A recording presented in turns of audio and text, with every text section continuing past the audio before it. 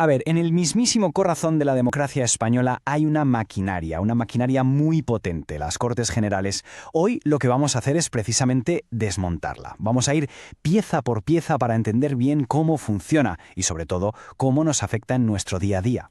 Seguro que alguna vez ha surgido la pregunta, ¿cómo es posible que un simple voto o una papeleta en una urna acabe convirtiéndose en una ley que puede cambiar el país entero? Pues bien, ese es justo el viaje que vamos a hacer hoy. Un viaje desde esa papeleta hasta la ley publicada en el BOE. Claro, para poder seguir todo ese camino de una ley, lo primero es conocer el sitio donde nace, ¿no? Su punto de partida. Así que vamos a empezar por los cimientos de todo esto, el Parlamento Español. Y es que la propia Constitución lo deja clarísimo, ¿eh? Dice que las Cortes Generales representan al pueblo español. Pero ojo, no son una única cosa. En realidad son dos cámaras cada una con su papel. Por un lado, el Congreso de los Diputados y por otro, el Senado. Y juntas son el gran pilar sobre el que se apoya todo el poder legislativo del Estado. Hay una frase en la Constitución, muy corta, pero que tiene una fuerza tremenda. Dice, las Cortes Generales son inviolables. Inviolables. ¿Y eso qué quiere decir exactamente?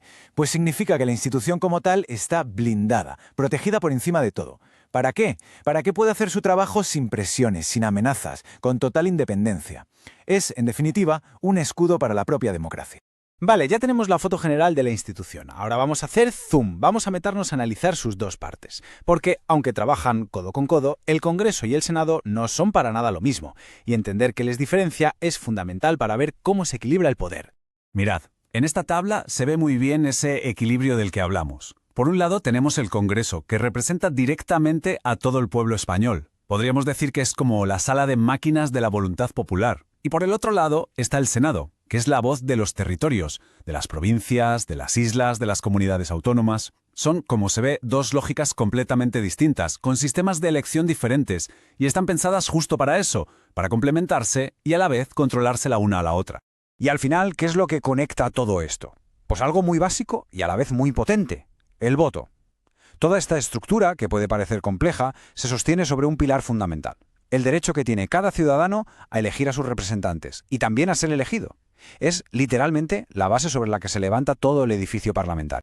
Muy bien, ya sabemos qué son las Cortes y quiénes están dentro. Pero la pregunta del millón es, ¿cuál es su poder real? O sea, ¿qué hacen en su día a día? Pues todo su trabajo se puede resumir en tres grandes funciones, tres poderes clave que, de hecho, definen el rumbo del país. Pensemos en ello como su descripción del puesto de trabajo. Tienen tres grandes tareas. La primera, la más obvia, es la legislativa, hacer las leyes. La segunda, que es importantísima, es la presupuestaria. Son quienes aprueban los presupuestos generales del Estado. O sea, deciden en qué se gasta el dinero público. Y la tercera es la función de control.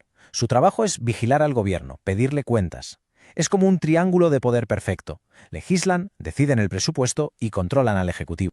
Y ahora llegamos a la parte, digamos, con más acción. Vamos a meternos de lleno en la maquinaria legislativa para ver, paso a paso, cómo una simple idea se acaba convirtiendo en una ley para todos. ¿Cómo funciona este proceso? Vamos a verlo.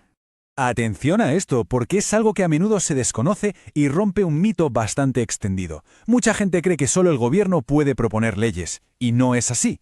Por supuesto que el gobierno puede hacerlo, y lo hace a través de lo que se llaman proyectos de ley. Pero también pueden proponerlas el propio Congreso, el Senado, las asambleas de las comunidades autónomas e incluso, y esto es clave, la ciudadanía.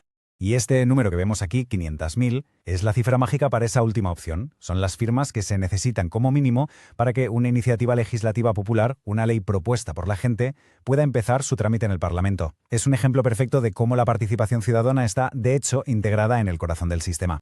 Claro, todo este proceso legislativo normal lleva su tiempo. Hay debates, enmiendas, votaciones, semanas, a veces meses. Pero, ¿qué pasa cuando hay una emergencia?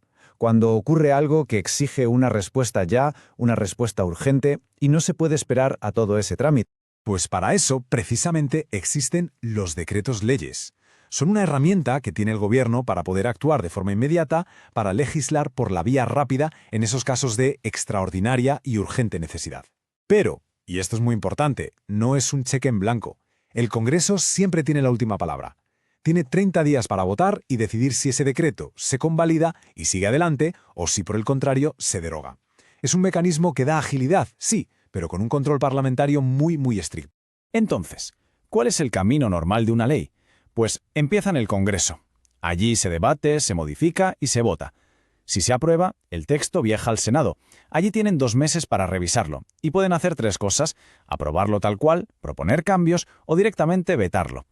Pero, y aquí viene el punto clave de nuestro sistema, la última palabra siempre la tiene el Congreso.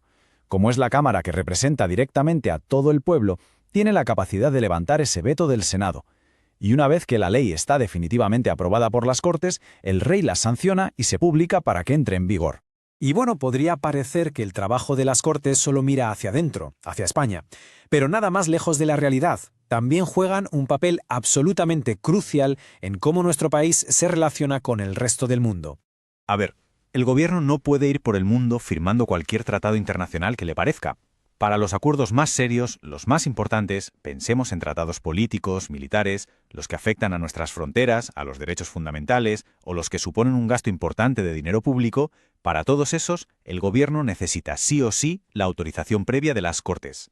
Es una forma de asegurar el control democrático también sobre la política exterior. En fin, hemos visto cómo las Cortes Generales representan al pueblo, cómo controlan al gobierno y cómo crean las leyes que, al final, dan forma a nuestro país. Su poder, como vemos, es enorme. Pero todo esto nos deja con una última pregunta en el aire. Si el Parlamento es quien hace las leyes, ¿quién o qué garantiza que esas leyes que aprueban respeten la ley de leyes, la Constitución?